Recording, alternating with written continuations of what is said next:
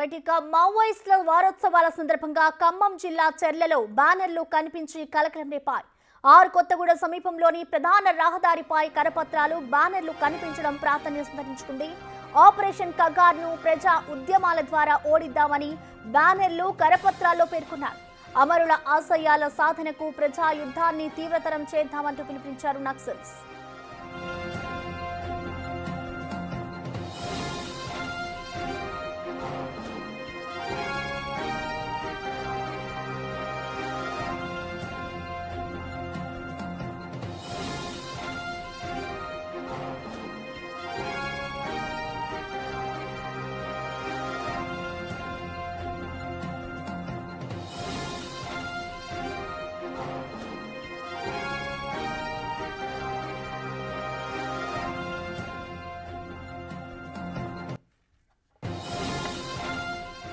Chhattisgarh Bhadrachalam sub డివిజన్ల సరిహద్దుల పరిధిలో పోలీసులు ముమ్మర తనిఖీలు చేపట్టారు.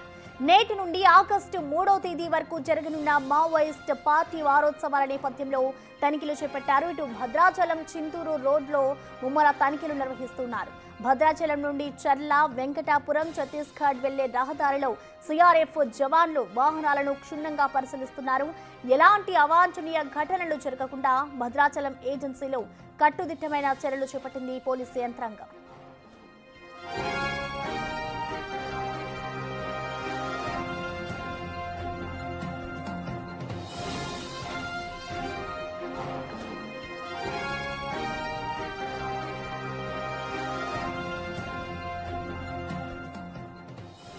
ఇక మావోయిస్టుల వారోత్సవాల సందర్భంగా ఖమ్మం జిల్లా చెర్లలో బ్యానర్లు కనిపించి కలకలం రేపాయి. దీంతో కొత్తగూడెం భద్రాచలం ఛత్తీస్గఢ్ సరిహద్దుల వద్ద కూడా ఇటు పోలీసులు ముమ్మరంగా తనిఖీలు ఏర్పాటు చేశారు. ముమ్మరంగా తనిఖీలు చేస్తున్నారు. ఇటు వారోత్సవాల నేపథ్యంలో కూడా ఇటు నక్సల్స్ అందరూ కలిసి ఏకమై కూడా అక్కడ పోస్టర్లనైతే అంటించారు. ఆ పోస్టర్లకు సంబంధించి ఫ్లెక్సీలు కూడా వెలువడడంతో ఇటు పోలీసులు అయితే తనిఖీలు చేస్తూ ఉన్నారు. ప్రధానంగా చూసుకుంటే ఇటు కొత్తగూడెం సమీపంలోని ప్రధాన రహదారిపై కూడా కరపత్రాలు బ్యానర్లు కనిపించడం ఇప్పుడు ఒక ప్రాధాన్యత సంతరించుకుందని చెప్పాలి. ప్రతి వాహనాన్ని కూడా పోలీసులు క్షుణ్ణంగా పరిశీలిస్తూ ఉన్నారు. ఇటు ఆపరేషన్ కగార్ను ప్రజా ఉద్యమాల ద్వారా ఓడిద్దాము అంటూ కూడా ఆ బ్యానర్లు కరపత్రాల్లో అయితే పేర్కొన్నారు. ఇటు అమరుల ఆశయాల సాధనకు ప్రజా యుద్ధాన్ని తీవ్రతరం చేద్దాము అంటూ కూడా నక్సల్స్ అయితే పిలుపునిచ్చారు. ఈ నేపథ్యంలోనే అక్కడంతా కూడా పోలీసులు ముమ్మర తనిఖీలు చేపడుతూ ఉన్నారు.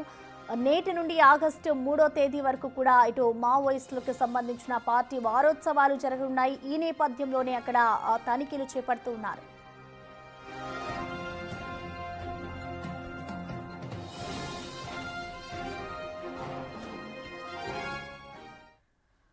దీనిపై పూర్తి డీటెయిల్స్ ని మా ప్రతినిధి భాస్కర్ అందిస్తారు. భాస్కర్, మనం చూస్తున్నాం ఇటు ఏదైతే నక్సల్స్ కి సంబంధించిన వారోత్సవాలు ఉన్నాయో వాటన్నిటికీ సంబంధించి కూడా ఇటు కొన్ని ఫ్లెక్సీలు కరపత్రాలు కూడా వెలిసినట్టుగా తెలుస్తోంది. సో ప్రధానంగా ప్రస్తుతం అక్కడ పరిస్థితి ఏ విధంగా ఉంది? ఇటు పోలీసులు ఎటువంటి జాగ్రత్తలు తీసుకుంటున్నారు?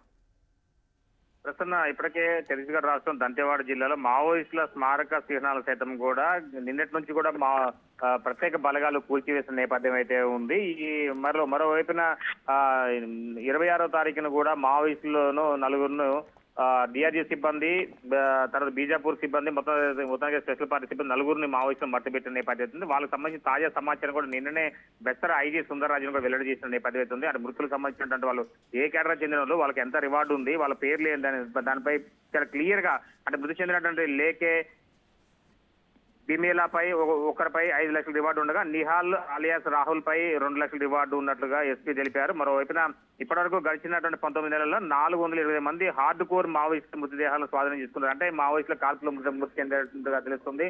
మరోవైపున విలువైన ఆయుధ సామాగ్రితో పాటుగా కీలకమైన పత్రాలు సైతం కూడా డిఆర్జీ సిబ్బంది అంటే స్పెషల్ పార్టీ పోలీసులు మొత్తం కూడా స్వాధీనం చేసుకున్నారు. అయితే దంతెవాడ మరోవైపున మావోయిస్టుల స్మారక చిహ్నాలు సైతం భద్రతా దళాల మొత్తం కూడా కూల్చివేసిన నేపథ్యం అయితే ఉంది. వాళ్ళకి సంబంధించిన అమరవీరుల వారోత్సవాలు జరుగుతున్న నేపథ్యంలోనూ సిఆర్పిఎఫ్ 195 బెటాలియన్ మొత్తం కూడా డిస్ట్రిక్ట్ ఫోర్స్ మలేవాహాయి గ్రామంలో మొత్తానికైతే చాలా వరకు కూడా ఇలాంటి ఘటనకు సంబంధించి అంటే మావోయిస్టులకు సంబంధించినటువంటి ఉనికి లేకుండా ఉండే విధంగా వాళ్ళ యొక్క స్మారక చిహ్నాలు సైతం కూడా కెచ్చహనారు గ్రామంలో సమీపంలో ఉన్నటువంటి స్తూపాలన్నింటినీ కూడా కూల్చివేసిన నేపథ్యం అవుతుంది. తాజాగా మరోవైపున సిసిఎం ఆనంద్ సంబంధించినటువంటి ఒక మెయిన్ స్తూపం సైతం కూడా వాళ్ళు అక్కడ నేలమట్టం చేయడం కూడా జరిగింది. అయితే తాజాగా మరోవైపున ఈ రోజు నుంచి మావోయిస్టుల వారోత్సవాలు జరుగుతున్న నేపథ్యంలో అంటే నేటి ఆగస్టు నుండి 3వ తేదీ వరకు కూడా జరుగుతున్నటువంటి మావోయిస్టు వారోత్సవం సంబంధించి భద్రాచలం చింతూరు రోడ్లు వరకు కూడా మావోయిస్టులకు వారోత్సవం సంబంధించిన పోస్టులు వెలిసినాయి. మరోవైపున ఈ యొక్క బూటకపు ఎన్కౌంటర్ చేస్తున్నారంటూ సాయుధ బలగాలు మొత్తం కూడా ఊచకోతకు వస్తున్నారు. మరోవైపున నక్సలైట్లు అంటే ఆపరేషన్ కాగారు పేరుతోటి కూడా ఏరి పారవేస్తున్నారు. శాంతియుత చర్చలకు రమ్మని పలుమార్లు ఆహ్వానించినా గానీ కేంద్ర ప్రభుత్వం నుంచి కానీ ఛత్తీస్గఢ్ రాష్ట్ర ప్రభుత్వం నుంచి కానీ ఎలాంటి కనీస సాంకేతాలు లేకపోవడంతో మరొక కేవలం చంపుడు పందానికే వాళ్ళు పూనుకున్నారంటూ కూడా మావోయిస్టులు పలుమార్లు లేఖ విడుదల చేసిన నేపథ్యం అవుతుంది. మరోవైపున ఇప్పటికే అంటే ఛత్తీస్గఢ్ రాష్ట్రం బీజాపూర్, సుక్మా జిల్లా, మరోవైపున కాంకేరు, మరోవైపున ఆ పరిసర ప్రాంతాల మొత్తం కూడా చాలా వరకు కూడా ఇప్పటికే పోలీసులు తమ ఆధీనంలో తీసుకున్న నేపథ్యం అవుతుంది. అనుమానితుల మొత్తాన్ని కూడా ఏ ప్రాంతాలు అవుతుంది ఆ ప్రాంతం మొత్తాన్ని కూడా పోలీసులు జల్లెడబడుతున్నారు. ఒక చెక్ పోస్టుల వద్ద కూడా ఒక ఆంధ్ర తెలంగాణ సరిహద్దు, మరోవైపున ఛత్తీస్గఢ్ సరిహద్దు ప్రాంతం, ఒరిస్సా సరిహద్దు ప్రాంతం మొత్తానికి కూడా పోలీసులు నిరంతరంగా కూపింగ్ నిర్వహిస్తూ ప్రత్యేకంగా చెక్ పోస్టులు ఏర్పాటు చేశారు. ఒకవైపున భారీ వాహనాలు సైతం కాంచి మొదలు పెడితే 2 వీలర్ సైతం వాహనదారులు సైతం కూడా క్షుణ్ణంగా తనిఖీలు చేస్తున్న నేపథ్యం అవుతుంది. దీంతో మావోయిస్టుల వారోత్సవాలకు సంబంధించి ఒక్కసారి తెలంగాణ ప్రభుత్వం కూడా హై అలర్ట్ అయిపోయింది. మొత్తానికైతే ఏజెన్సీ ప్రాంతంలో ఉన్న చెర్ల, చింతూరు రోడ్డు, మరోవైపున చట్టి ఆ పరిసర ప్రాంతాలు మొత్తాన్ని కూడా వెంకటాపురం నుంచి మొదలు పెడితే మరోవైపున ఆ దారికి వెళ్లి ప్రధాన రహదారులలో ఒకవైపున మావోయిస్టు సంబంధించినటువంటి పోస్టులు వెలువడంతో కూడా ఆ పరిసర ప్రాంత ప్రజలు భద్రాద్రి కొత్తగూడెం జిల్లా పోలీసు యంత్రాంగం కూడా మొత్తం అప్రమత్తం అయిపోయింది. అయితే ప్రత్యేకంగా పోలీసు జాగిలాలతో ప్రతి వాహనాన్ని కూడా క్షుణ్ణంగా పరిశీలిస్తున్న నేపథ్యం అవుతుంది. చర్ల అడవి ప్రాంతంలో కమ్మి అంటే కూబింగ్ ముమ్మరం చేశారు. అది ఎక్కువ గూడాలపై ఎక్కడైతే నక్సలైట్లకు సంబంధించినటువంటి కార్యకలాపాలు వాళ్ళకి అనుచరులు సానుభూతి పరులు ఉన్నారని పోలీసులు విశ్వాస సమాచారం ఉంది. ఆ ప్రాంతాలలో మొత్తానికైతే మాత్రం కూడా డేగగన్నతోటి వాళ్ళంతా కూడా అంటే ముమ్మరం తనిఖీలు చేస్తున్న నేపథ్యం అవుతుంది. మొత్తానికైతే మావోయిస్ట్ సంబంధించినటువంటి వారోత్సవాలను మొత్తానికైతే వాటిని సజావు జరగనీయకుండా అడ్డుకునే విధంగా పోలీసులు మొత్తానికైతే వారి యొక్క కనుసన్నల్లోనే ఆ పరిసర ప్రాంతం మొత్తాన్ని కూడా చేతులు తీసుకున్నట్టుగా తెలుస్తుంది ప్రసన్న. అయితే ఇప్పటి వరకు ఈ మావోయిస్టులకు సంబంధించి చాలా వరకు ఒకవైపున కాల్పుల ఘటన కొనసాగుతుంది. ఒకవైపున మావోయిస్టుల కీలకమైన నేతలు కూడా వయోభారంతో కావచ్చు, అనారోగ్య సమస్యతో కావచ్చు, వివిధ అంటే ఒకవేళ ములుగు జిల్లాలో కావచ్చు, భద్రాద్రి కొత్తగూడెం జిల్లాలో కావచ్చు, లేదా ఒకవైపున ఛత్తీస్గఢ్ సమీపంలో బీజాపూర్ సంబంధించి పోలీసుల ముందు కూడా మెయిన్ క్యాడర్ లొంగిపోతున్న నేపథ్యం అవుతుంది. నిన్న రీసెంట్ గా కూడా ఓ ముఖ్య అగ్రనేత కూడా ఒక లొంగిపోయిన నేపథ్యం అయితే ఉంది. అంటే వరుసగా చూసుకుంటే ఈ ఛత్తీస్గఢ్ రాష్ట్ర 20 సంవత్సరాల పైగా మర్జీ సుక్కి అనేట ఆమె కీలకమైనటువంటి పదవిలో ఆమె కార్యకలాపాలు కొనసాగించారు. ఒకవైపున గడిచినట్టే అంటే 20 సంవత్సరాల నుంచి ఆమె ముఖ్యమైన పాత్ర పోషించారు. ఆమె సైతం కూడా పోలీసులు డిఆర్జీ ముందు లొంగిపోవడంతో కూడా మావోయిస్టులకు ఒక పెద్ద ఓటమిగా చెప్పుకోవచ్చు. అంటే వాళ్ళకు ఉనికి కాపాడుకు లేని పరిస్థితులు ఉందని చెప్పుకోవచ్చు. మరోవైపున ఇప్పటికే ఛత్తీస్గఢ్ రాష్ట్ర ప్రభుత్వం చేస్తున్నటువంటి అంటే ఆ ప్రాంతాలలోనూ మొత్తానికైతే ఏదైతే నక్సలిజాన్ని రూపు మాపే విధంగా అడుగులు వేస్తుంది. ఒక కేంద్రం ప్రత్యక్షంగా కావచ్చు, మరోవైపున ప్రత్యేక దృష్టి కేంద్రీకరించేసి అబుజ్మట్ అడుగులు మొత్తాన్ని కూడా తమ ఆధీనంలో తీసుకున్న ఇప్పటికే 4-5 జిల్లాల మొత్తానికి కూడా పోలీసులు తమ ఆధీనంలో తీసుకొని అక్కడ అభివృద్ధి కార్యక్రమాలతో పాటుగా స్ట్రీట్ లైట్లు, మరోవైపున మౌలిక సదుపాయాలు కూడా వాళ్ళకంతా కల్పిస్తున్న నేపథ్యం అయితే ఉంది ప్రస్తుతం. ఏది ఏమన్నా మావోయిస్టుల ఇలాకాల్లో మాత్రం 40 సంవత్సరాల పైగా ఛత్రాధిపతి ప్రదర్శించిన మావోయిస్టుల కంచుకోటలో పోలీసులు మొత్తానికైతే తమ గన్ కల్చర్ను చూపెట్టుకుంటూ ఒక్కసారిగా మావోయిస్టులను ఉనికి కోల్పోయే విధంగా మొత్తానికి వాళ్ళ మనుగడను కూకటి వెళ్తూ పీకి వేసే విధంగా అడుగులు వేస్తామని చెప్పుకోవచ్చు.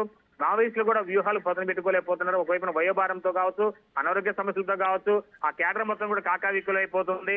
మొత్తం హిడ్మా కోసం కూడా మావోయిస్టులు డేగకంతో సెర్చ్ చేస్తున్న నేపథ్యం. కానీ హిడ్మా మాత్రం ఆ అడవిలో ప్రాంతం అంటే అబుజ్మట్ అడవి ప్రాంతాలు కూడా ఎక్కడ లేడనేది కూడా అంటే స్పెషల్ పార్టీ బలగాలకు తెలిసినా కానీ ఇంకా దిగువ క్యాడర్ ఇంకేమైనా ఉన్నదేమో అన్నట్టుగా వాళ్ళ కోసం జల్లెడబడుతుంది. మొత్తానికైతే ఒకవైపున ఛత్తీస్గఢ్, ఒరిస్సా రాష్ట్రం, ఆంధ్ర, మరోవైపు తెలంగాణ రాష్ట్రం, ఈ 4 రాష్ట్రాలకు సంబంధించినటువంటి పోలీసు బలగాలు కూడా పూర్తి స్థాయిలో అంటే వాళ్ళ యొక్క ఆధిపత్యం ప్రదర్శించుకుంటూ మావోయిస్టులకు సంబంధించినటువంటి కార్యకలాపాలపై కాదు, వాళ్ళ సానుభూతి పరులపై కావచ్చు, కొరియర్లపై వాళ్ళకి ఆర్థిక సహాయం చేసే వాళ్ళందరిపై కూడా డేగ కండిషన్ చెప్పుకోవచ్చు Prasanna.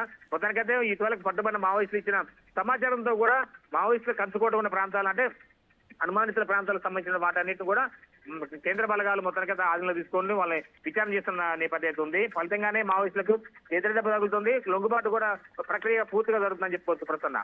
Right, thank you Bhaskar.